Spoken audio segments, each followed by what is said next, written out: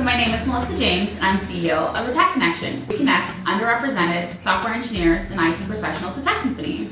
So what was your magic moment? I had been working for a while in the tech industry. I had been looking for staff for underrepresented talent for almost 5 years at a small startup, and then I later went and worked at Google. And as I was going through this process, I realized that the talent that we were working with really needed to think very strategically about their first 5 years of experience. So we decided to leave Google, start our company to really help candidates prepare for the opportunities that are coming down the pipeline with new companies. Did you find that there was a diverse talent pool that just needed a way to be connected to these tech companies?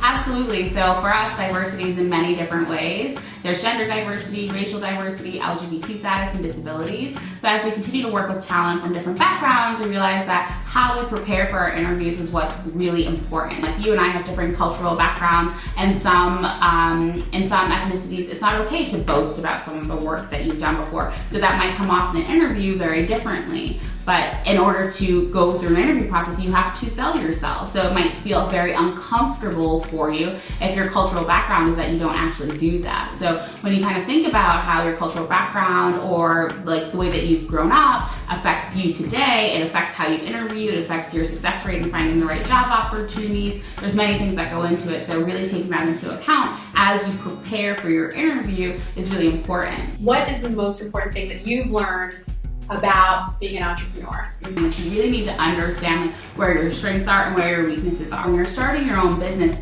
the good things and the bad things are all your fault. You have to be the person to step back, reflect, what could I have done differently? What didn't I know that I should have asked more questions about? And then every day you're unearthing these new areas that you might not have ever thought about before.